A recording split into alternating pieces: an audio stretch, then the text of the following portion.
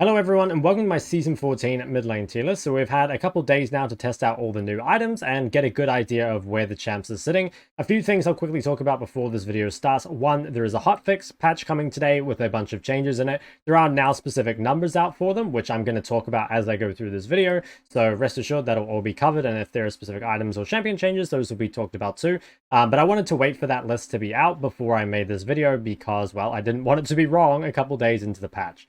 The other thing I'll quickly say is that I'm not really aiming this towards a specific elo. I'm kind of just talking about all elos as a whole. So if you're a low elo, you might want to value some of the simpler champions a bit higher than I'm putting them on this list. But overall, I think it should be fairly accurate.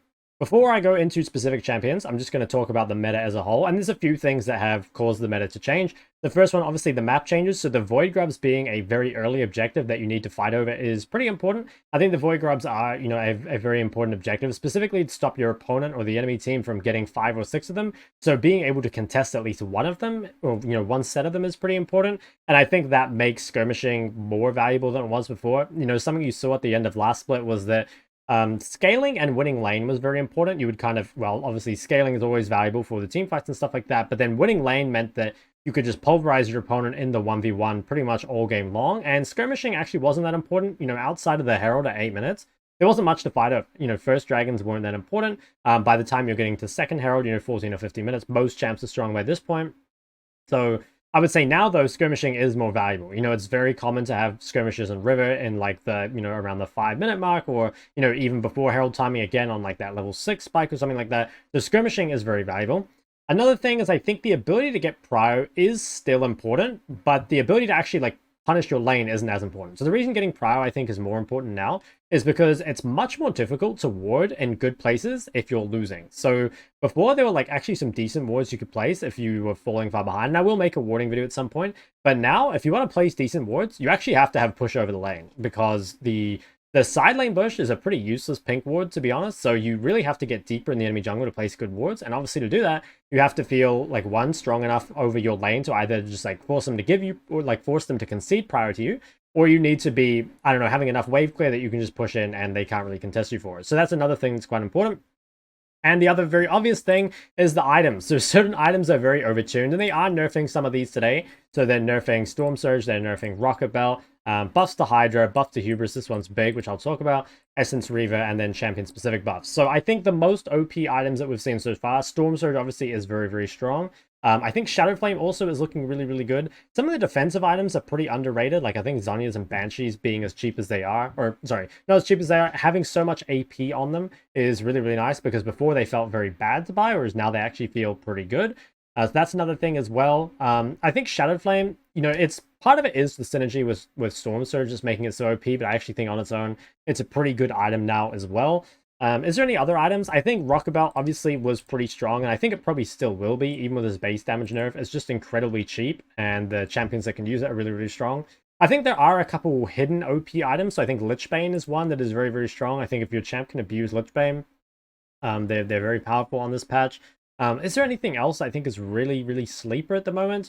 Not off the top of my head. I mean, there's some, specific champion builds, just stuff with Malignance and that, which is quite strong. But I think those are kind of the most OP things. And I think the nerfs today, Storm Surge, for example, I'm pretty sure this item is still broken. I mean, it was just turbo overtune, and I'm pretty sure it's still strong. So that is obviously champions that can abuse these sort of items are going to be very strong. But with all that out of the way, let's move on to specific champions. So first one, of course, is Ahri. Now, Ahri has been a great solo queue champ pretty much forever. And the reason is that she's extremely mobile. She is very consistent, works well as a blind pick, does pretty much everything a solo queue champ needs to do. Where would I put Ahri? I'd probably put her in the A tier somewhere. I don't think she's quite in S tier. I think she does have a couple different builds. So obviously there is the Malignance build. Now, Malignance is an item that is underrated and overrated at the same time. I think the Malignance ultimate ability haste is really, really nice, because ability haste is quite hard to come by at the moment. But I think the actual, I think it's called Hate Fog. The effect on it is honestly kind of useless, but just straight up for having your ult more often, it is really nice. I do think Ahri struggles a little bit against some of the other, meta OP champs, but for the most part, she is a great neutralizer, so we'll be able to deal with it. And yeah, I think she is sitting somewhere in A tier. Other builds you can try. I haven't tried a completely manaless build on Ahri, but something like Storm Surge into Shadow Flame I think could be good. I don't think there are any really great ability haste builds. You know, I haven't seen anything like a Seraphs into Cosmic, and obviously the loss of Everfrost means that she is going to be more of a burst champ as opposed to a utility champ, and that could kind of affect her a little bit. But I think she still makes it into A tier, maybe kind of in the lower end of A tier though. Next one is Akali. I think Akali is an easy S tier, even after the nerfs to the items coming up. I think that she abuses many of the current OP items. Like, not only is she a great Storm Surge user, she can obviously use Rocket Belt. She loves Shadow Flame. She can, you know, use Zhonya's very, very well. She can use Lich Bane. So I think Akali has so many OP items to choose from right now, and I think, you know, these nerfs to the items probably weren't enough to move Akali out of the S tier. Akali is also one of the few assassins that really holds up in pro play because she has the ability to neutralize lane against champions that would normally punish other, you know, assassinist champs. And another thing about Akali is that while Akali is not really a champ without ult, you know, post 6, she's actually still pretty strong in a level 3 skirmish. You know, E just has so much base damage on it that if you're having like a, I don't know, level 5 fight, Akali's pretty strong for that, especially compared to some of the mages on the list. So I would, yeah, I'd put Akali in the S tier, mainly for abusing the OP items and being very, very good at skirmishing. Akshan, I think Akshan is probably an A tier champ as well. I think he might be on the lower end of A tier. So Akshan has a couple builds. There's a lethality build where you go Voltaic, Cyclo Sword, and then it's like either Collector or Ghostblade into Kraken. I think this build is very, very strong for skirmishing early, and obviously Akshan always has like a lot of control over his lane. There's also another on-hit build. I forget exactly what it is. I think it's like Kraken Rageblade Terminus, something like this. I haven't actually tried this build personally, but I think that also looks very strong. And I think that, especially if we move to more of a tank meta, because the tank items are honestly really OP. I'm surprised we haven't seen more tanks. I think Akshan could be actually pretty decent for dealing with that. But for now, he's probably on the lower end of A tier. He does, I think, benefit a lot, though, from the current, you know, meta of, like, wanting to fight a lot early. Anivia, I think Anivia is potentially a high B or maybe a low A. I'm not totally sure. I might come back to this and move it. So Anivia has a couple different builds that are pretty good. She can build Malignance. She can just go Roa, Ceres, Liandry. Like, she just overall does benefit, I think, from the current items. That being said, I wonder if she's too slow for solo queue at the moment. So obviously Anivia very strong at 6 once she gets control over the wave. But, you know, if you're going like Roa Seraphs, that's a long time to wait. And I don't think it has the same payoff as a champion like Kassadin does, you know, when you hit the ultra late game Kassadin spike. Alternatively, you know, obviously you can just go Seraphs. You know, you can go Seraphs Malignance Liandry or even just Seraphs Liandry. So possibly, like, if that gets experimented with, you know, a bit more, I might put her a bit higher. But I think for now, yeah, depending on where else I put things on the list, I think she is sitting somewhere around here. I don't think she's really, like, weak by any means, but also just don't really see her as a top pick. I would actually say she's probably better than last season, though. I think she has, like, a bit more of a niche crafted out for herself, but yeah, maybe not as high as some of the OP meta champs.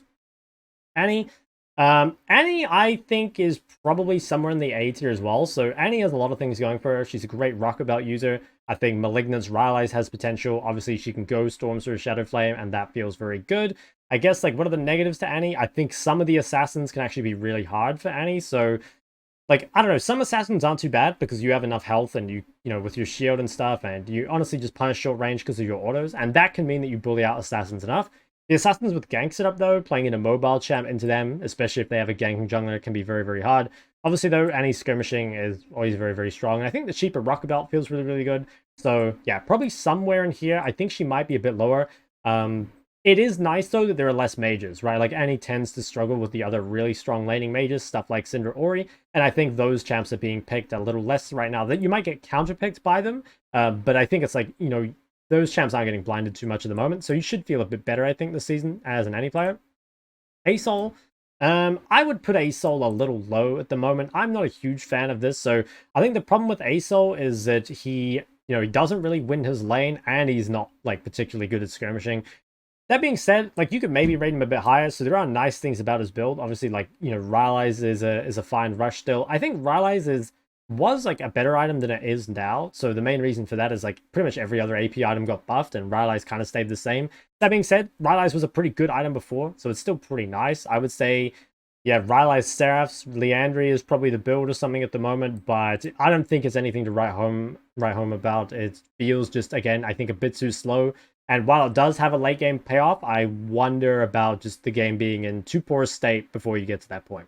Next one is Azir, and I think Azir could honestly make it into A tier, so you might be kind of surprised by that because obviously Azir's skirmishing is kind of a weak point early game, which is definitely true, but again, he is pretty strong in lane, obviously scales pretty well, but I think he abuses the current items really, really well. So at the moment, you don't really need to build any mana on Azir. You can just go Presence of Mind, Mana Flow, and then you can basically build whatever you like. So some of the builds that I've seen on Azir have been just Nashers into Lichbane, into Rabadons. I've seen straight Nashers Rabadons. I've seen Nashers Liandry's Rabadons.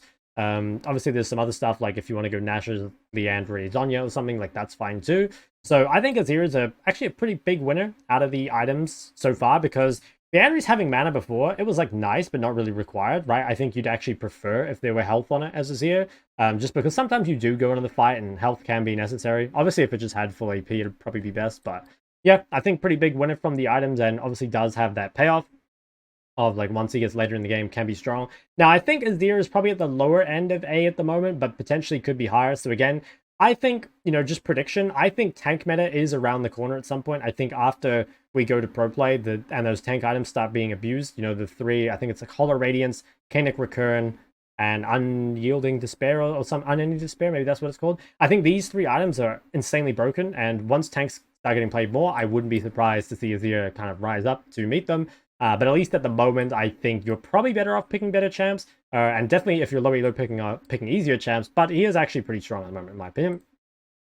Brand is another champ, so the main thing with Brand is most of the time there's not much point playing Brand mid because he's a much better jungler, right? So in that sense, like Brand is kind of D tier because he does struggle with a lot of the assassins mid, and he is just a much better and safer jungler. That being said, like, is Brand actually a D tier pick? I'd probably say no. In fact, like, Brand jungle is really, really good, I think. The build of just Liandry's, I think it's like Liandry's Storm Surge Shadow Flame is what Brands have been going, and it looks really, really good. Like, I don't even think you need Ryze in your build, and you just do a ridiculous amount of damage, especially with Shadow Flame. I think, like, the crit damage is increased if it's a damage over time effect. I'm not actually sure if that works with Liandry's or not, but it actually, of course, works with Brand's kit itself. So I think, yeah, Brand probably... Okay, look, if you get a good matchup as Brand, he should be a lot higher. Like, I think if you're getting a good matchup as Brand, he's actually, like, probably a mid-A tier. The problem is, like, if you're picking Brand at the moment, chances are, like, you're picking into assassins, like Akali or Fizz or something. That kind of sucks. And yeah, if you're blinding Brand, like, you're really going to be in trouble. So I would not recommend him as a mid-pick overall. Again, I think he's much better as a jungle and perhaps even as a support with the new Realm Spike item. I think that's what it's called. But yeah, if you get a good matchup, he definitely has potential. Cassio, I would say Cassio is probably B tier at the moment, but potentially could go higher. So the thing with Cassio, I think the items are pretty good. So you have the options of, Roa, Seraphs, Liandry, just straight into Deathcap. I think you also just have, again, Seraphs, Liandry into Deathcap. And finally, you have Seraphs, Liandry, Shadow Flame into Deathcap, which I think can be pretty good as well. Like, again, the Shadow Flame ticking with your damage over time effects can be really, really good. I don't know if she deserves higher, and again, I think that's kind of because of the other meta champs. So even though some of the mage champs are out of meta, champs like Syndra, Ori, again, they're still strong, but they're not as overbearing as before. It's like, do you still want to be blinding this champion mid? I would say probably not. I think Cassio as a counter is pretty much always going to be S tier. Like, she's extremely good if you get good matchups, stuff like Sylas or Tristana. But, like, would I want to play against a champ like Akali or Fizz as Cassio? Like, you can make it work if you go, say, Barrier or Exhaust, Rod of Ages, Seraphs, but I think at that point you'd rather be a different champion. So I think at the moment she's pretty middle of the pack, probably sitting around B. I will say I think Cassio bot is still very good. I think Cassio bot is probably A, if not S tier. But yeah, Cassio mid I think is a little bit weaker. I would use her exclusively as a counter pick. Now, Corki is the first champ on this list that's actually had some changes. Now, base AD increased from 59 to 61, not the biggest deal in the world. Our bonus AD ratio increased, though, by 10% is pretty good. I think Corki overall he's like better and worse. I think Corki probably has slightly better itemization, now that you're able to combine Triforce and IE again. At the same time, the Void Grubs being such a big objective early game and Corki not having a package till 10 minutes feels pretty bad. He does have like a very heavy scaling payoff though. So I'm not too sure. I'm kind of waiting to see, where Corki ends up. It might also be, where's Essence Reaver? It might also be that you build Essence Reaver instead of Triforce just so you have like more crit in your build to synergize with the IE. So that could be something worth trying. Where is Corki on the list? I would say at the moment, probably not too high. I'd say he's probably in, C with the rest of them. Overall, though, I think after these Corki buffs come through and after the Essence Reaver buff, he probably is better than he was last season because even though the Void Grabs are like more of a deal early game, right? It's not like you can contest 8-minute Herald anyway, so it's kind of like it hasn't changed, but now you will still have package for the big Herald, later in the game, so I'm not really sure. Potentially want to put him like a little bit higher, potentially want to put him a little bit lower. I think this is one we kind of need to like wait and see. I'm kind of a Corki believer. I was like a Corki hater for a long time, but I think it's an underrated champ in solo queue, and I really hope it ends up being strong because, again, especially if tank meta rolls around, I think he could be a really valuable pick, but at the moment, probably doesn't fit the meta super well. Qiyana, another champ that's similar to Brand, doesn't get played mid a whole lot because it tends to be a better jungler.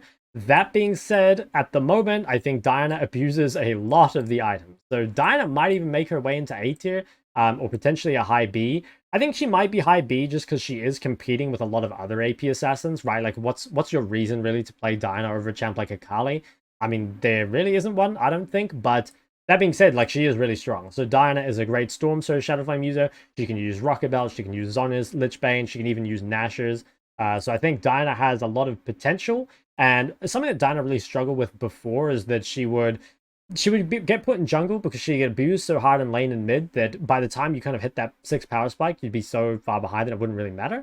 But if there are champs being played in mid that are kind of, weaker in lane and can't punish as hard, something like an Ahri maybe, and you can get to that kind of first base power spike of buying something like a needlessly large rod, you can definitely kill people at 6, and she's also really good at Void Grub fights. Like AoE early game is really, really nice for Qiyana, so she might make it into A tier. I might also put her in B tier. I don't know, somewhere in between these. I wouldn't be like super... Yeah, somewhere like high B, low A, not too sure. I think, yeah, again, abuse current items, which is really nice, but still, I think, a little weaker than the other AP assassins. Some strong AP assassins, though, are Ekko and Fizz. So Ekko is... I think Ekko's really, really good. Again, Ekko, a great abuser of pretty much every OP item at the moment. The nice thing about Ekko is that Storm Surge wasn't core to his build. Like, a lot of the time, you would see Ekko just going Proto Belt Zhonya's Lich Bane or Proto Belt Lich Bane Rabadons, something like that. Can you build Storm Surge? I think definitely, yeah, but Lich Bane is so good on this champ, and I expect you to keep prioritizing that on the Ekko. I think Ekko is more of a counterpick champion still. Like, I think if you blind him, there are definitely some other matchups which can be really hard, and actually a lot of the other strong champs on this list I think are pretty good against Ekko. But if you get a good matchup as Ekko, he scales like an absolute monster, and he actually spikes earlier than he did before, especially with the cheaper Rocket Belt. And also just having like more AP in general means that you're... Something you kind of struggled with before is if you weren't ahead or if you didn't have DMAS, sometimes you get to the point where your Q wouldn't one-shot the wave, but I find that's not really an issue as much anymore in Ekko. Like, now there's just so much more AP in the game that you pretty much always have the AP to one-shot the backline, which makes CSing like really, really easy, and obviously he's a great side laner, so I'm pretty high on Ekko at the moment. I'm a big fan of this champ. Now Fizz is our next champ that was nerfed on this list, I believe. Where did I put it? Yeah, Fizz changes here. So Q AP ratio reduced, and W first attack AP ratio reduced as well. So these are like fairly substantial nerfs, and this combined with the Storm Surge nerf, I think, probably takes Fizz out of S tier. I think he was going to be S tier, but I think after the nerf, he's probably still pretty good. Honestly, I think he's pretty high A tier. And the thing is, like, again, you're not tied to Storm Surge. Like, you can still build, again, like Rocket Belt Lich Bane or something, which might be, your new OP items, and I think that's completely fine. He is still a great Zhonya's user, which is really, really nice. I guess the only downside of Fizz this season is his less ability haste, but everyone has less ability haste, right? I think, yeah, Fizz still very strong. Is he at the very top of A? Maybe he could be a bit lower, but I'm still pretty confident that Fizz is like one of those champs that is basically always good in solo queue, and should be rated, I would think, pretty high on the list. Next one is Galio. So Galio, I think, has a lot of different builds at the moment, probably like 3 different builds. So you have the option of, again, just straight AP, like Storm Surge, Shadow Flame, Rabadon. I think this build is pretty strong, especially if you get ahead, like it feels really, really good. Another build you can go is just Rocket Belt into Zhonya's, or Rocket Belt again into like Storm Surge or something. And this feels pretty strong overall. I think the early Rocket Belt spike is really nice. Obviously being able to Rocket Belt into range is super, super good. The other build you can go is just full tank Galio. So what you would do is, like, depending on if you're versus AD or AP, you can rush either Hollow Radiance for his AP, Unending Despair against AD, And then you can kind of just like branch out from there. I think especially as an AP counter, like I played a Galio game against Akali, and I can't remember exactly what my build was, but I think it was like Hollow Radiance, and then I think I went Unending Despair because the rest of them were AD. But I think especially if you're against a heavy AP team and you can go Hollow Radiance into Kainic Recurn, I think this would be absurdly broken, and you actually do a lot of damage too. You can even like round out your build with a Rift Maker or something later on. So I think Galio, due to his flexibility with builds, is probably like an A tier champ. That being said, should he be higher in A tier? I would say probably not. And the reason is that, like, I think he is more of a counter pick champion. Like, I think you want to be countering AP assassins. Like, if you can pick Galio into Ekko, Fizz, Akali, I think you're feeling really good. I think if you play Galio and you end up versing something like Anivia, you're going to be very sad, or something like Azir, you're going to be very sad as well. So, yeah, I would say more of a counter pick champ, and maybe that brings him down to B tier. But I think he deserves A, especially because he has so many builds. Now, Hwei, where's my Hwei buffs? I think they're over here. Yeah, so Hwei's getting some pretty significant buffs. So health growth is up, QQ AP ratio up, all 3 E base spell damage increased, and the R width increased as well. R width, this is a direct buff to me because I could not hit this ability very easily. And obviously it is actually just a big buff overall because it's like very important for Hwei to hit his, hit his R. It's like one of the most important things of his kit. It's not like some of the other champs where, like, your R it's there, but it's not required. Like, no, you really need to hit R on Hwei to do anything. Where do I put Hwei at the moment? I would honestly say pretty low. I would probably put him in C tier. So I kind of expected Hwei to be a bit better, but yeah, I've been pretty disappointed, to be honest. I think he could maybe go into low B. Yeah, I'm not sure if like putting him down here is exactly fair. And honestly, maybe after the buffs that he makes it into a low B. We'll see though. So basically my problems with Hwei at the moment is I think he doesn't really have like a great item build. So you can go something like Seraph's Liandry's. The problem is like this doesn't give you a lot of ability haste. You can go a burst build. So again, like tier Storm Surge Shadow Flame and just sit on the tier. Like I think that's fine. You can build Malignance. I think Malignance is like a bit of a bait. Again, like it feels really good for the ability haste, but if you're not using your ult on cooldown, which I don't think you do on Hwei, because you've got to wait for a good time to actually hit it, it can just end up the ultimate ability haste kind of goes to waste. And I think the damage effect on it really isn't that good. I mean, can you go Ludens? Like probably, but Ludens feels a bit underwhelming. So I'm not sure. I feel like he doesn't have a great item build, or it's rather, he's fine item builds, but he's not like abusing something like a lot of the other champs are. And I also think for a champ that is so vulnerable, like he doesn't actually have like a dash, and he's very squishy. Now he has self-peel tools, stuff like his fear and his movement speed and his shield, but these aren't effective against current assassins. So Akali, like, can you really like fear or run away from Akali? Like, no, not really. Same thing with Fizz. I'd maybe even argue like similar things with like Ahri and Ekko. So I think it's very, very hard to survive as this champ at the moment. And Hwei was a champ that I think really wants like low CDR and to DPS in team fights. I think the tankier people get, like if we go back to a kind of durability patch era, I think Hwei could shoot up the rankings really high. But I think at the moment in the current meta doesn't really feel that good to me. Irelia. So Irelia, I think, is probably somewhere in the B tier. This could change though, I think, depending on itemization. So obviously Wit's End got changed to where it doesn't have AD on it, but it has Tenacity, which is, I think, fine for Irelia. That being said, you can get a lot of Tenacity through your runes anyway. Sometimes you go something like Legend Tenacity, and then you've got like Unflinching Second, and you might even build Mercs. And at that point, like, is the Tenacity actually valuable? Not really, because there is a point where there's like, I think Tenacity or CCs can't be reduced below like 0.5 seconds or something. So while you are unCCable, pretty much, it's like it is a wasted stat at some point. That being said, like Irelia is good against some of these champs. Like I think Irelia is pretty good against like Ekko, Azir, Ahri, for example. So she has some pretty good matchups. Would I be blinding Irelia mid at the moment? Honestly, like probably, you could probably make it work. I don't think there are many champs in the meta that are really good against Irelia.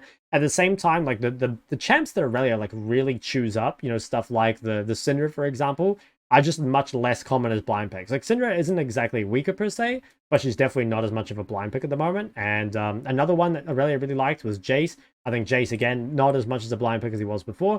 So that's making your Irelia mid pick less valuable, but it's not necessarily weaker. I guess it's just like maybe a bit less valuable in the meta. Still, if you get a good matchup and a good game for it, I think it's really, really strong. But yeah, let's talk about Jayce. So Jayce, I think, has potential to move up a lot higher in this list. So The game I played of Jayce, I played a couple. I played Tier, Opportunity, Manamune, Shojin, Serilda. I think that was my build. It's possible after this Hubris buff that you are building Hubris instead of Opportunity, and I think it's also possible that you just go double lethality items. So you go like Tier, Hubris, Manamune, Ghostblade, or Tier, I don't know, Hubris, Manamune, Opportunity, you know, something like that could be good. This looks like a pretty significant buff. Like, you get a lot more AD overall, and it also lasts for longer, which is really, really nice. So where would I put Jayce? I would probably put him...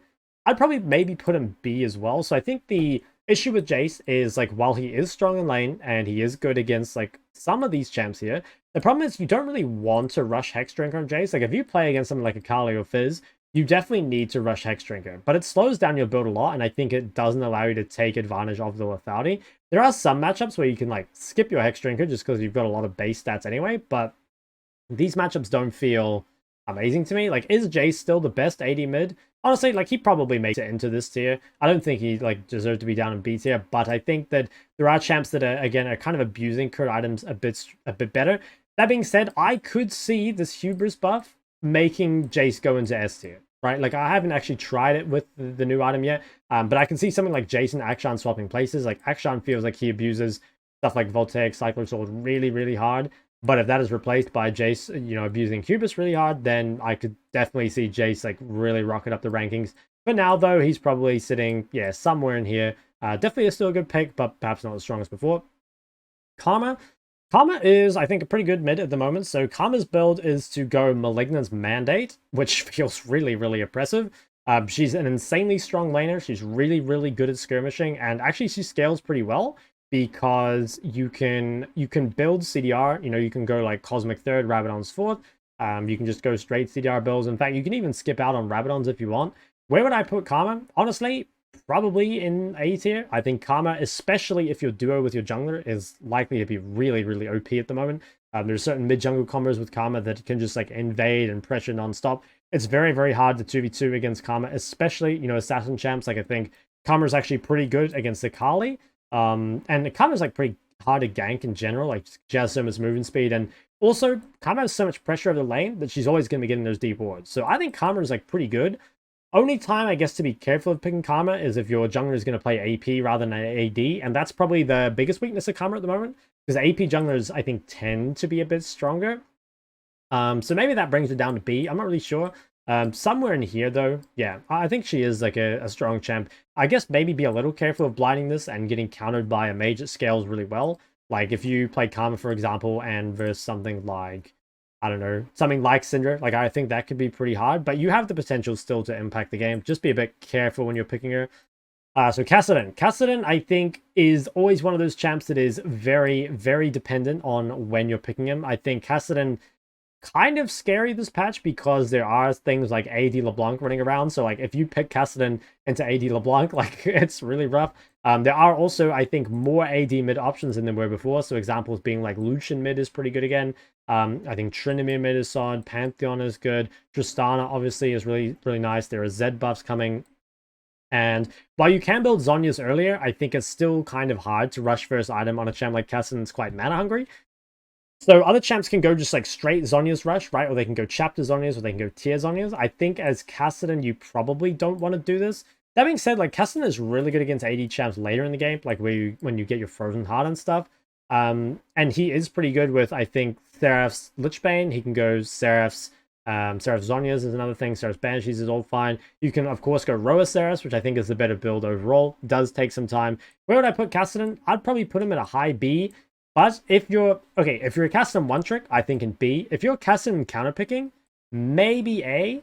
I don't think it goes to S because you are a bit too weak to contest those very early skirmishes. But I think there are builds, you know, that still allow you to spike early in the game, like Seraph's Malignance or Seraph's Lichbane or whatever. So I'd probably put him as B overall, but if you exclusively use him as a counter, you're getting good matchups with him. I think he can definitely make it into like mid to high A tier. And I think it's an underrated champ at the moment. Katarina's feeling pretty good, I think. So the Katarina build, I believe, is Nashers into just Storm Surge Shadow Flame at the moment. Katarina is one of those champs that just can always abuse whichever item is most OP, and I swear, like, half the year Katarina is OP in solo queue, the other half she's completely useless. I think Katarina is a champ that if we move to tank meta and people start kind of picking tanky champs in general, I think Katarina could really suffer. But I think at the moment, Katarina is like a pretty damn good solo queue champ. And Katarina is always one of those champs, again, that can kind of just like run around, get a bunch of kills randomly, and end up taking over the game. Would I put her higher than Azir? Like, yeah. Would I put her higher than Annie? Maybe. I think she's probably like around here somewhere. Again, Katarina is always a champ that you have to be a little careful of being in a really bad matchup. But I think, yeah, uses the items really well at the moment. So she's feeling pretty good. K'Sante, I think, is pretty... I haven't actually seen a K'Sante mid in my games, but K'Sante seems fairly strong. I think the tank items in general are pretty good at the moment. I think probably... This is probably a champ that I think I'm going to have to move, because, like, again, I haven't seen it in my game, or in mid, that is, and I don't play K'Sante mid, so this is a champ that probably should be moved around. I think potentially should be a lot higher, because, like, the assassins just cannot kill him. That being said, he can't really kill the assassins either. You know, K'Sante is one of those champs that's, like, completely immovable out of lane, and is pretty good against the assassins that don't have a lot of mobility. You know, it can be quite good against something like Yone. But, you know, against something like Akali that is very hard to lock down, or something like Fizz, like, yes, he can't really kill them. I think they're still going to get lots of opportunities to teamfight. Where would I put K'Sante? I don't know, to be honest. I feel like this is one of the few champs that I maybe don't have enough knowledge about to really rate. So for now, I might put him in the mid B. I think he is unlikely to be lower. I think it's really unlikely that he falls down to C. I think there is potential that he's actually a lot stronger than I'm giving him credit for, though. Next one on our list is LeBlanc. Now, LeBlanc is getting some changes. LeBlanc is getting some pretty significant changes. So AD growth reduced from 2.7 to 2.2. Attack speed ratio reduced as well. Attack speed growth reduced. So basically, they're just really trying to kill off the AD LeBlanc build. They give some compensation buffs. So Q, Mark, AP ratio. Now, I believe this is, like, it applies on both parts of Q. So it's actually like a 10% total. And I think it's the same with Chain, although, yeah, I'm pretty sure same with Chain, so it should be a fair amount more damage. And this is actually more relevant now because there is just more AP in the game. So where do I think LeBlanc goes? Not totally sure. I think AD LeBlanc pre-nerf was absolutely S tier. I think these were just the undisputed 2 best mids in the patch. Where would I put it now, though? I mean, if AD LeBlanc is just completely unplayable, then I think AP LeBlanc is probably, like, somewhere at a high B or maybe, like, a low A. The thing is, I'm not totally sure on the AP LeBlanc build, so you have options, right? Like, you could go Storm Surge Shadow Flame. The problem is you probably don't have the mana for this, and I haven't tried tier Storm Surge Shadow Flame. It's possible you can do chapter Storm Surge Shadow Flame, so that could be a thing. Do I think, like, just straight Luden's Storm Surge is good? I mean, it's okay. I think Luden's is maybe not as strong as it was previously, so I'm not, like, a huge fan of that. But yeah, I think LeBlanc is probably somewhere in here. I think that it does have some good matchups against other champs in meta. Like, I think LeBlanc versus, like, Jayce has always been good. I think LeBlanc versus Fizz is fine. LeBlanc versus Ahri is kind of a skill matchup. LeBlanc versus Akali is, like, sort of LeBlanc favored, but, like, Akali's so OP, I'm not sure it matters at the moment. Potentially, yeah, I think potentially, depending on how hard these nerfs hit, like, is LeBlanc AD just completely dead? I think having the flexibility of builds makes her probably an A tier. And I need to try out the AP LeBlanc build with no mana and see if that's, like, viable or not, just with mana flow banned. I have a feeling it's not. Like, LeBlanc mana problems, especially on side lane, are kind of a thing. So it might not be that good. And for now, I think I'll probably put her here. But she has potential. She definitely has potential to go higher. Lissandra. So Lissandra is a champ that I think probably should be stronger, but I think people are kind of still fiddling with what's the best build. So there's a few things that are good on Lissandra. So you can obviously go, again, straight AP. You can go something like Storm Surge, Shadow Flame, Rabadons, and that is, like, absurdly broken for one-shotting one target. Some other things you can try, you can go Roa Zhonya's, you can go Protobelt Zhonya's. What build do I actually think is best? I'm pretty sure a Protobelt build is best. I think you want to go, like, Protobelt Zhonya's, or, like, maybe Protobelt Storm Surge, or maybe even Protobelt Cosmic. I'm not 100% sure. Like I said, I think the list build hasn't been figured out in its best form yet. The reason, like, going full AP list build is a bit risky is because typically if you're picking this, it's into an assassin, right? You might be playing list versus Akali or something. And while this is pretty good at dealing with these champs, if you're literally, like, no extra HP, you don't want to have to be using ult defensively without them committing ult, right? Like, if Akali ults on you and you ult defensively, that's a fine trade. But if, you know, your ult is ever forced out 1v1 and you didn't trade ults, then you're kind of cooked, right? So I think this champ could probably go higher. I think it's probably sitting right around here for me, where along with Anivia and Cassio, it's a pretty good counter to a lot of these champs up here. But I think it's kind of lacking a super OP build and setup that really makes it strong. That being said, if Assassins continue to be played, and if people kind of figure out what is like the best Lissandra build, like maybe it's Malignance or something, I could see Lissandra making her way up to A tier. Would she make it to S? I think probably not. I think, yeah, Lissandra is like really good against a lot of these meta champs, but she still has a lot of like strong counters. And I think like, yeah, if there are mages being played, they will probably be played into Lissandra, which can make life pretty difficult. And again, like she's not as good with AP junglers, which tend to be a bit stronger right now. Lux is getting some buffs too. Where is it? Yes, Lux is getting some buffs. Base health increase, base armor increase, attack speed growth increase, and WAP ratio increase. So these are kind of cool changes in my mind because, well, cool and not cool. Like, I kind of like the idea behind it of like, you know, these stats allow her to play more aggressively. What I kind of don't like about it is that Lux is already, in my opinion, an extremely difficult champion to punish. Like, she can just stand so far back and clear from a distance that you can't really punish her. That being said, do those changes like change that? Honestly, not really. It's not like she was interacting with you at all before. It was more of like her ult's on such a low cooldown that she can just one-shot the wave and not really interact with you.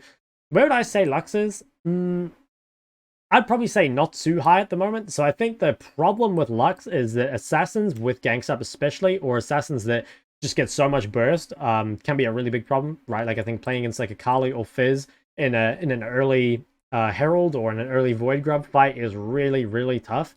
That being said, like Lux I think is still pretty good against some of the other mages or some of the other like, you know, kind of like laning mids, like Lux versus Jayce I think is pretty good. I think one kind of weakness about Lux at the moment is just that burst is so high, which feels quite strange, but the reason I think it's not that great is because Lux is a champ that really, she has so much safety and so much range that she's allowed to build full damage even when other people aren't, right? Like Lux has always done 1 billion damage because she can itemize as greedy as possible because she's never going to be in range to be threatened in team fights. But at the moment, like everyone has so much damage and the assassins have so much range, I think Lux will still die. And Lux doesn't really have a niche as being like the only champ on the map dealing a bunch of damage because literally everyone is building a ton of damage right now. So where would I put Lux? I mean, probably like, yeah, maybe like in here somewhere. Potentially the buffs move her a bit higher. But I think at the moment she's probably like not as strong as she was before. I actually think Lux like last season was probably A tier. Just feeling pretty strong, but I think Lux now, I mean, maybe after the buffs it makes a difference, but they don't look like, they look like buffs that make her feel a bit better. I'm not sure they actually solve the problem of like do these change you fighting the first Void Grub fight? I don't think so. You know, the assassins are still just going to dodge all your abilities, so I'm not feeling too high on Lux at the moment. Next one is Lucian. So Lucian, I think, went from being like probably a D tier or like C tier mid laner to actually being pretty good. So Lucian has a couple builds. There is Kraken Navori, which is quite strong. There's also, I think they go Voltaic Navori. I can't remember what exactly the build is, but I know it has a Voltaic in it, where they go lethality items instead. And I've also seen bot lane Lucian builds where they go like, I think I say a Voltaic Navori Rapid Fire or something like that. Anyway, can't quite remember. But there are a lot of different Lucian builds, and they're looking pretty strong. I think Lucian also is quite good with AP junglers. I think maybe be a bit careful when you're picking Lucian. So while Lucian is quite good into AP Assassins in 1v1. He's pretty bad into AP Assassins in 2v2 because you can buy a Hex Trinket, but it slows down your build a lot. And while you do punish champs like Cat, Ekko, Fizz, Akali very, very hard, if they have a ganking jungler and you don't, like let's say you're playing like, I don't know, Lucian Lilia against like Fizz Lee Sin or Fizz Xin Zhao, you are going to get ganked a lot and you're probably not going to get much help. So in that sense, like you would be playing Lucian to kind of survive and like play for your jungler. But is that like a good thing to do with Lucian? Probably not. So where would I put Lucian? I mean, probably still in B tier, to be honest. I think it goes along with these champs as like, if you pick it in the right situation, has potential to be higher. But if you're just picking it every game, probably isn't that high. Malzahar. Malzahar is a champ. I've experimented a little bit with Malzahar builds. I tried Malignance on this champ, and I actually didn't really like it. So again, while having ability haste on your ultimate is nice, Malzahar is not a champ or not an ability that gets used on cooldown because there are just not fights that often. I think also like you would think, and this is probably true in lower elos, you would think that Malz just destroys assassins, right? Because once you get to a team fight, you know, Malz versus Akali or Fizz, they just can't play. But the problem is like the lane is actually really, really difficult. It takes a while for Malz to get to the point where he can just like spam clear the wave and just like not really interact with it at all. It takes maybe about like level 7 or something. And if you're in high load, like your cooldowns as Malzahar are going to get punished very hard. The lane also being like more open means that it's difficult for you to place those defensive wards. It's very easy for you to be chased down. That being said, I think the payoff as Malzahar is pretty damn high. I think something like Seraph's Liandry's Rabadons is very good. I think, you know, you could probably even Seraph's Shadow Flame Rabadons. You may, you know, something like that. Seraph's Liandry Firelight Rabadons. Like, I think there's a few builds. I think he still scales like an absolute monster. Probably a champ that, again, if tank meta rolls around, should go higher. For now, though, I think he's probably sitting in this tier of, like, you need a pretty damn good game to make it, like, a good Mal's game. But, like, do I actually think the champ's weak? No. I just think he's, like, hard to pick. You know, it's kind of like all these champs are sort of the same. I don't think these champs are, like, weak by any means. They're just hard to pick. Like, if I played 100 games, I'm definitely looking at, like, these champs, like, way more often. But maybe one of those 100 games, I see, like, okay, it's an amazing Mal's game, an amazing Corki game, and I pick it, and I get my free win, right? Naafiri. So Naafiri, I think, has struggled a little bit from not having a great item to build. But I think now with the Hubris buff, like, that's pretty nice. And also the Hydra buff is pretty nice. So Naafiri, I think, was looking pretty weak, but is actually probably moving up. I think she might be, like, somewhere in here. Would I put her, like, way higher than this? To be honest, just not really sure. Like, Naafiri's been out of meta in Halo for a long time because he just got abused so hard in lane. And there's still, like, quite a few champs, like, kind of in the B tier that I think counter you pretty hard. Like, would you want to play Naafiri against, like, a Anivia or Cassio? I'd say probably not, right? Like, that would be pretty hard, or Aurelia or something. That would all be difficult. But Naafiri against some of these weaker laning champs, I think, is definitely possible. You get the chance to scale up, and Naafiri has always scaled very, very well. So potential, I think, for Naafiri to push higher. I will say that in general, most lethality assassins are a bit on the weaker side, but I think Naafiri has a lot of potential at the moment. Neeko. So I think Neeko is, like, maybe an S tier mid or potentially an A. So the nice thing about Neeko, insanely strong lane, extremely good skirmishing, and makes really good use of all the items. So she's a great Protobot user. She's a great Zhonya user. She can build Stormshire Shadow Flame like everyone else. And I think that she is pretty good against most assassins, but not all of them. So I think some can be hard, but you know, it's very difficult for most assassins to engage on Neeko because, one, she has them on such low health all the time from her strong lane that they never get the opportunity to do anything. And she also, like, has just, yeah, well, strong lane and the, like, self-CC or self-peel, excuse me, like, having the E, having the ult to self-peel is really, really good. I think she's really good in, like, any, yeah, Void Grub skirmish or anything. So I'm pretty sure Neeko is an S tier mid. Maybe here, but yeah, I think Neeko is actually really strong. Our next one, Ori. So there are a couple different Ori builds. I think if they balance out the burst, Ori will probably be pretty good. So Ori has a couple builds. Like, she can go Seraph's Liandry's Deathcap. She can go Seraph's Ripbloom Deathcap. And that's going to be really important because if tank items become very OP, which I already think they are, I just think they're not being played enough. I think if those tank items are really OP, Ori should be played with that build because Ori's, like, fairly decent at dealing with tanks, and being able to build Ripbloom second, I think, is really, really nice. So Ori would probably be, at the moment, I'd probably put her as, like, probably like a B or maybe an A. Like, I think she's decent enough, but, like, is she abusing anything that other people are not? I would say not really. And, like, also, she doesn't have mobility, which I think really hurts because the assassins are so strong right now. So yeah, I don't know, like, maybe she deserved to be this high. Yeah, I think I'll put her low A for now, but I think Ori is, like, substantially weaker than she was before. And I'd be a bit more careful about picking her overall. I definitely don't think that she is the super safe blind that she was before. I think not having a dash in the current meta is very problematic. And I think a lot of these assassins, especially with ganking junglers, can be pretty much hell on earth for Ori. Pantheon, I think Pantheon, I'm not too sure on the Pantheon builds. I've seen a few things. I've seen, you know, Eclipse into Hydra, and that I think is pretty good. There's obviously, like, Shojin builds like they were before. Stuff like Cleaver can still be built. Where would I put Pantheon at the moment? Probably, like, a high B. Like, I think Pantheon is looking pretty good. I think he is, like, one of the better, you know, AD melee mids. And he is also, like, pretty good at punishing, like, some of the weaker laning mids. There are still some champs, though, that are very good against Pantheon, and I think it is still a champ that sort of needs to snowball. I'm not sure. Like, I feel like I don't have the best educated opinion on Pantheon because, I haven't seen a whole lot of it, and just the nature of this tier list being out kind of early is that there isn't, like, a whole lot of data to use. But I think Pantheon is, like, yeah, kind of strong. Potentially could be stronger. Potentially, like, should be rated a little lower. Like, I could see him probably being anywhere from about here to about here. Maybe, like, in here somewhere. Yeah, like, honestly, maybe here. Has potential, is, I think, strong. but isn't like a super hard abuser of any item. That being said, like again, this hubris item, this might just be so broken that anyone that can build it suddenly becomes OP. So we'll come back to that.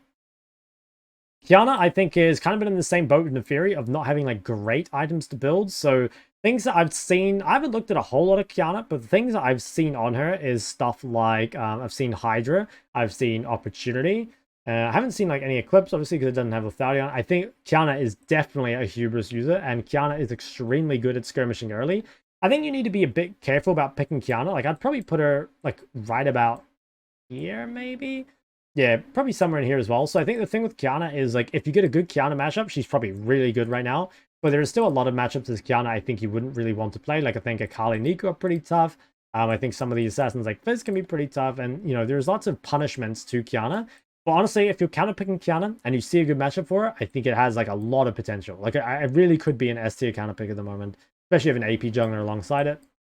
So put it there for now. Rumble. So I'm pretty sure Rumble is an S tier mid. Rumble is definitely an S tier top. Like, Rumble is extremely good. And I think Rumble is maybe not quite as good mid because, you know, it's like you're not just like hitting tankier targets the whole time. But he's really good with the current itemization. You know, stuff like Liandry's and Protobelt I think is all really good. He's also a good Shadow Flame user, uses Zonya as well. And I think being able to rush HP and not have mana is pretty good if you're laning against assassins again. So I'm pretty sure Rumble is really good.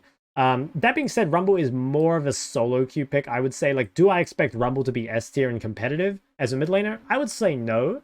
But I think for solo queue, like, as a champ to punish other melees and just making use of the current items, I think Rumble is really good. Potentially should be in A tier. Yeah, like, maybe S tier is a bit too high. I don't know. I think he is, like, somewhere around here. But he's pretty strong. I think he's pretty strong. We'll maybe put him here for now, but I think he's pretty good. This is making my tiers look weird, though, so I don't like it as much. Next one. So, Ryze is... Yeah, Ryze is kind of a weird champ at the moment. I think Ryze has a couple different builds. So, you obviously have Roa Seraphs, which is pretty good. I think you have, you know, just Seraph's Storm Surge. You have Seraph's Ludens, if you really want it.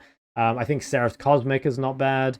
Potentially, there is, like, a tankier Ryze build that could work. You know, maybe you go something like... I don't know, Seraph's, or Roa Seraph's Abyssal, Roa Seraph's Color Radiance, stuff like this. I think Ryze probably makes it into B tier. I think he probably is better than these champs down here, but I still think he's not amazing. Like, Ryze is normally pretty good against assassins, but Ryze is good against assassins because he can push them in, he's normally unkillable, and then he moves to other lanes. But the problem is, fights just start all the time, and it's like the assassin will just give up a wave and come walk to them. And Ryze is like not particularly good at skirmishing. He's good at like 1v1. He's good at pushing. He's good at making numbers advantages happen, like a 4v3 or a 3v2. But just in a straight up 3v3, straight up even numbers fight, I don't think he's amazing. Also think there are a lot of champions that punish short range mids. Like, would you want to play Ryze and then have to verse something like, I don't know, Anivia or Fizz with gank setup, or, you know, Ahri with gank setup, Neeko? Again, like, all these champs, like, you're just very vulnerable to getting ganked. Yeah, probably like sits somewhere in here at the moment. I think he's like maybe better than last split, but I still think he's not super strong.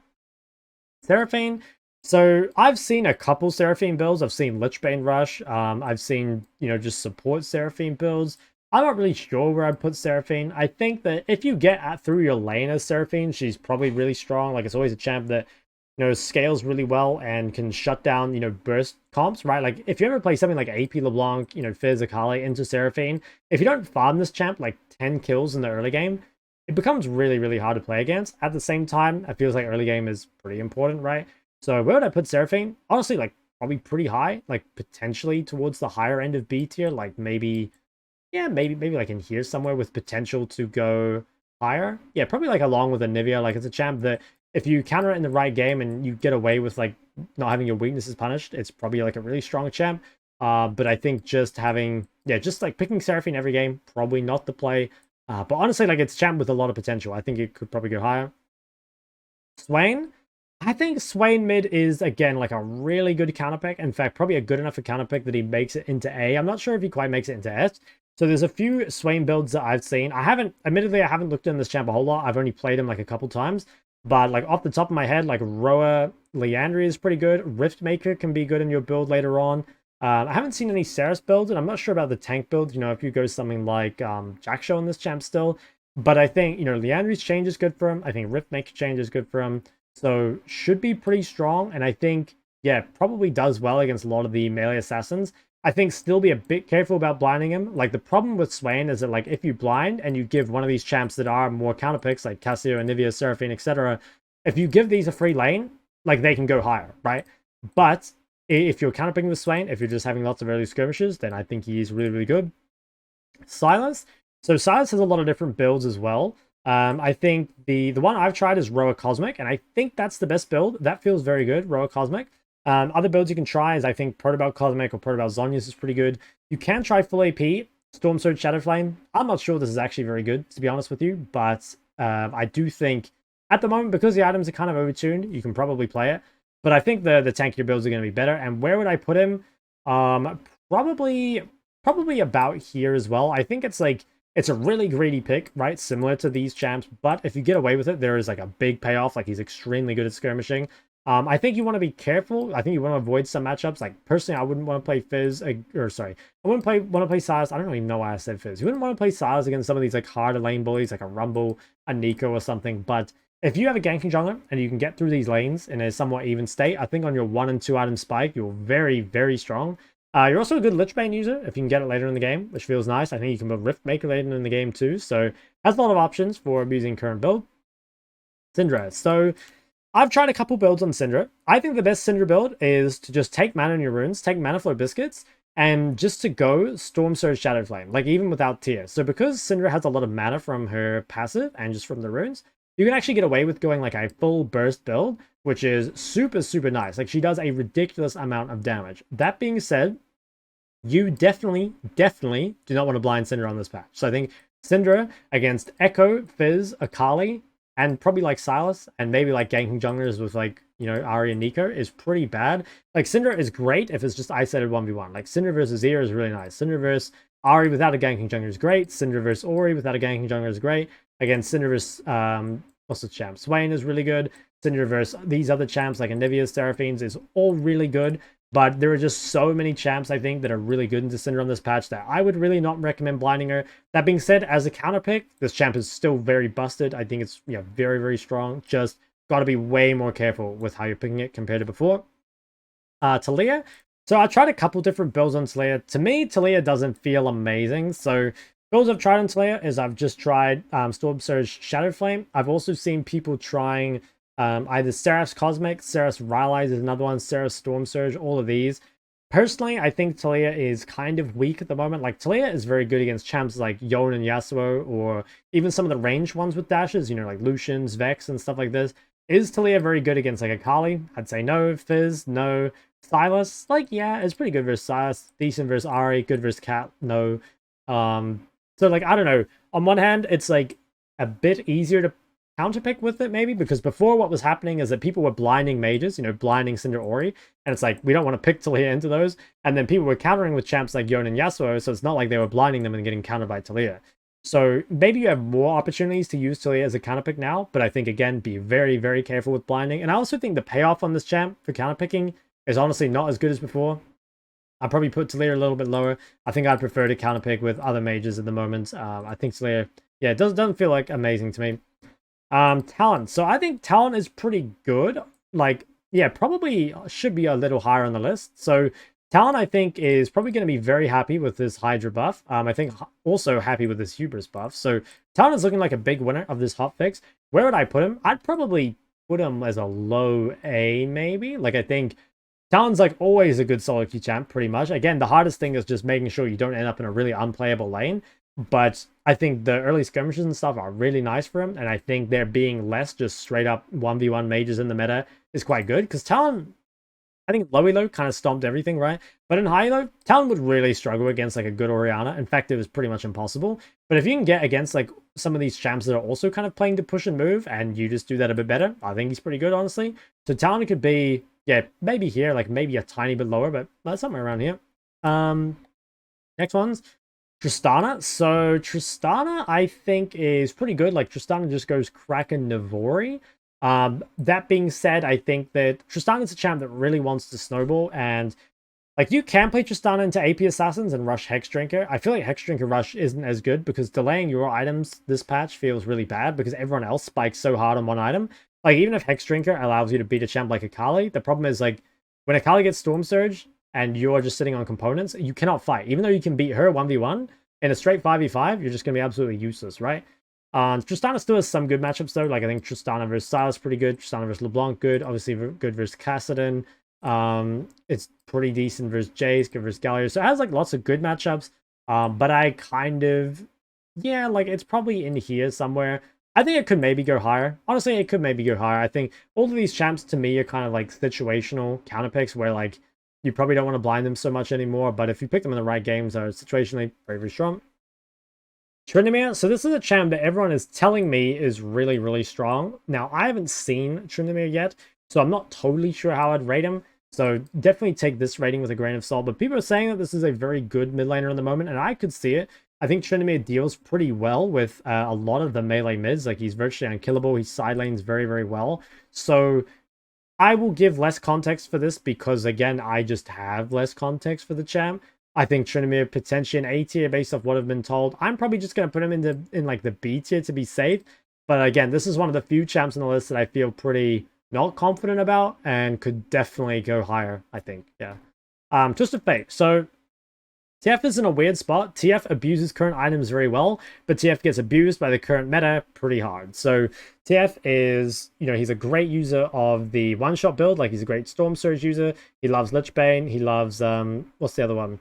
He loves Zhonya's. He also has a bunch of AD Twisted Fate changes coming, so maybe that's a thing. But the problem with TF at the moment is that there are a lot of very difficult matchups. Like, I think Neeko's hard, Fizz is hard, Akali is not too bad. I think, like, Sylas is pretty hard for TF, so it feels like if you're blinding TF, you're likely to get countered by a bunch of things. And the thing is, like, if you're not blinding TF and you're countering, it's like, which matchups would you really like?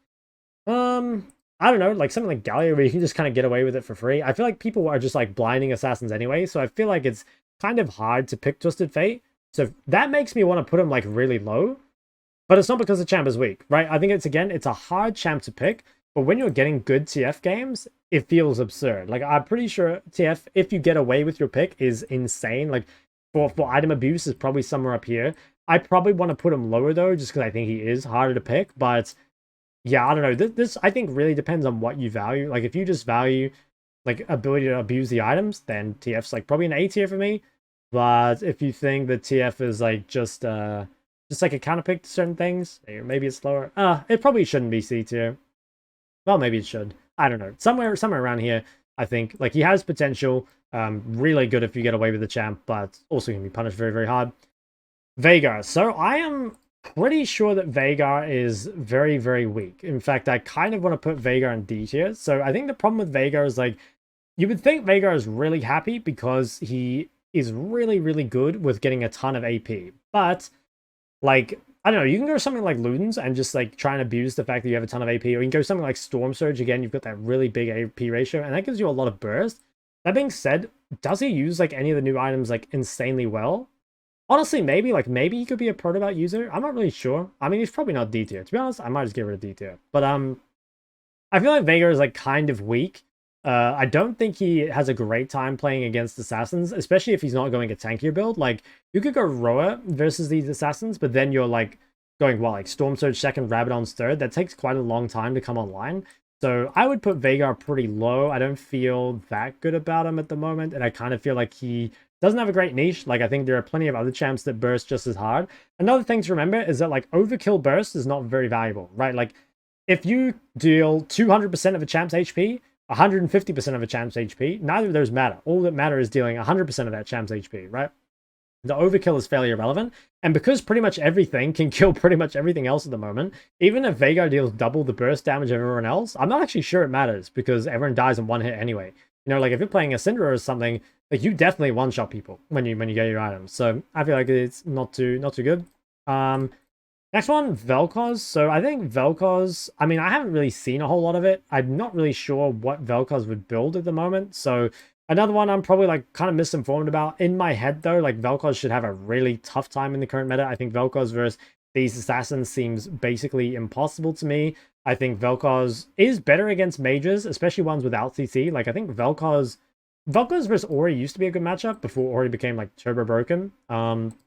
But yeah, I think, like, if you're picking Vel'koz, you're probably, like, versing an assassin. or like a laning mage, so it doesn't feel that good. Are there some matchups that are good?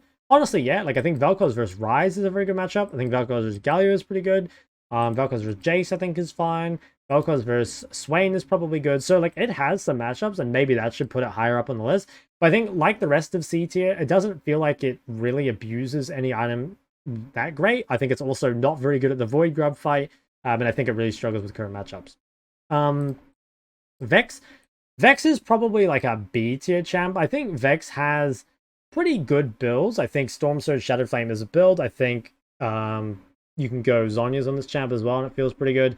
But I think she's like overall not that powerful. Like I'd probably put her somewhere in here. I think the current matchups aren't great for her. Again, like similar to a champ like Anivia, Vex is very good against like short range dashing champs, of which there actually aren't that many, and the ones that are like really strong AP assassins. It's really good against like Yone and Yasuo, but there's not a whole lot of that being played at the moment. So yeah, I'd probably put Vex somewhere in here. Could it go higher? Like, yeah, honestly, like Vex is one of those champs that I think is, especially in lower elo, pretty much always a valuable champ. And if you're using it as a counter, right, like you could pick her into Diana, you can pick her into Ekko, Galio, like there's definitely games for it. But I think there are much better burst options, and there's much better DPS options. There's also much better options for dealing with melees. So it feels like Vex kind of has not much of a niche for herself at the moment. Next one is Victor. Now, Victor is kind of all over the place. So if tank meta comes around, Victor will be broken. I think Victor with like Sylas, Lichbane, and Rabadon should be absurdly broken. I think that, you know, he can also go something like, he could even go Roa Sylas if you want an ultimate scaling. It's probably not that good. You can also build Malignance on this champ, so you can go like Malignance, Lichbane, you can go Sylas, Malignance, that works too. The reason I don't think Victor is amazing at the moment is because Victor is pretty much strictly an anti-mage champion. Like he's very, very powerful in lane, but he's not very good against assassins. Like Victor versus Ori, for example, is always a good matchup. Victor versus any of these mages up here, especially ones without gank setup, is really, really good. But right now, there's too much skirmishing. The game is too fast. And while you can build defensive items, you know, like you can build, say, a Banshees or Rezonias, that delays your really good items like your Lichbane. But again, if tank meta rolls around and what's this champ? This Victor can go something like Sylas, Lichbane, Liandry, or Sylas, Cryptbloom, Rabadon, or, you know, some variation of this. I think it could be actually really powerful. But for the moment, I think he, you know, similar to the rest of these champs, is somewhere down in the C tier. What else we got? So Vlad, I'm kind of mixed feelings on Vlad. So on one hand, Vlad got hit because he has a lot less CDR on the build. At the same time, he got some nice items, like Protobelt's really good, Zhonya's is really good. What's the other one? There's one more item I'm thinking of. Riftmaker is really good. So there are definitely like pretty good options for Vlad. I think another thing that's really nice about Vlad is that you can build a defensive items first. So like, let's say you're playing like Vlad versus Zed, you can rush Zhonya, and like that actually feels pretty good. Even though it doesn't have CDR on it, it's just like you have a lot of health, which synergizes with your resistance, gives you a ton of AP, which feels really nice. So Vlad could maybe go higher. I'm not much of a Vlad player myself, so yeah, like he could maybe go higher, but my impressions of Vlad at least are that he's like very powerful on this patch. You maybe need to be careful of some champions that can rush Morello, because Morello's only 2200 gold now. Obviously they can still in the Oblivion Orb, but I think like, yeah, I don't know, like people can go chapter Oblivion Orb. It's not as important for them just to go mythic now, so maybe that's a little bit weaker of Vlad. At the same time, like all the burst builds I think aren't very good versus Vlad, right? Like he's very tanky, so maybe somewhere in here, potentially could go higher, potentially could be lower, but I think he's pretty strong overall. Xerath, similar to Victor, is an anti-mage, and that makes me want to put him fairly low, but I think Xerath abuses current burst items, at least a bit better than, a little bit better than Victor does. So you can go Malignance for the ability haste. You can also just go Storm Surge Shadow Flame for the insane burst. I think it is good against select other mages. Like, it's quite good against, you know, a Ryze or a Taliyah or a Victor. You know, there are certain mages that it's got some really nice matchups against, but maybe you could say the same for Victor, to be honest. Like, maybe he shouldn't be as high as he is. The thing I do like about Xerath, though, is he has better gank setup than Victor, and he also has, like, a global ulti, so you can kind of impact the map a little easier. So, for me, Xerath should probably be, yeah, probably somewhere around here.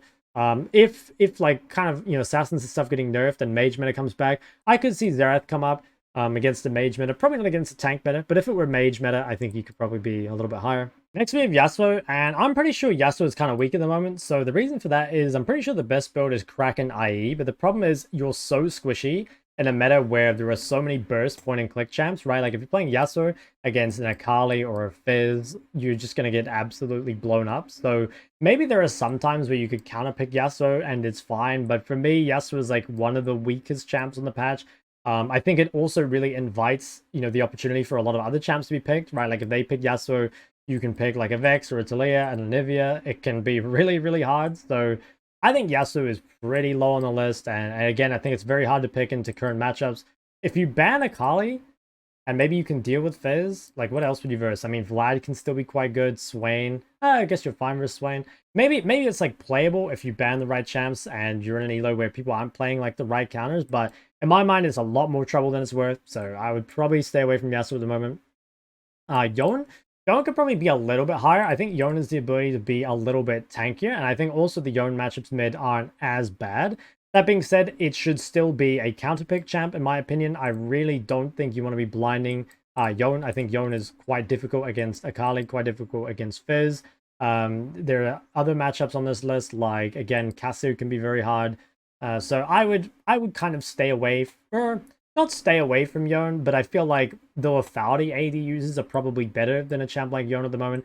Is he like at the very bottom of B tier? Like, honestly, probably not. He's probably somewhere in B tier. It's just like, you know, it really depends what you value, like blind pickability versus like OP item abuse or whatever. It could also be that the best build hasn't been worked out, like maybe a tankier build is better, but at least at the moment I haven't really seen a whole lot of it. Now Zed needs to be higher. So Zed is getting a lot of buffs this patch. Zed is getting a Hydra buff, Zed is getting a Hubris buff, and Zed is also getting a giant buff of RAD ratio increase from 65% to 100%. So this is pretty wild. In my opinion, I didn't really think Zed was weak. Like, was Zed OP? No, I think Zed was probably like very middle of the pack, like probably sitting alongside Qiyana. In my opinion, this is like an insane buff. So where would I put Zed? After the change, in my opinion, he's probably somewhere up here. Does he make it to S tier? Like, honestly, maybe. Honestly, maybe. It kind of depends like what other champs end up being played, but I think Zed is looking really, really good after the changes, both to his items and to the champ itself.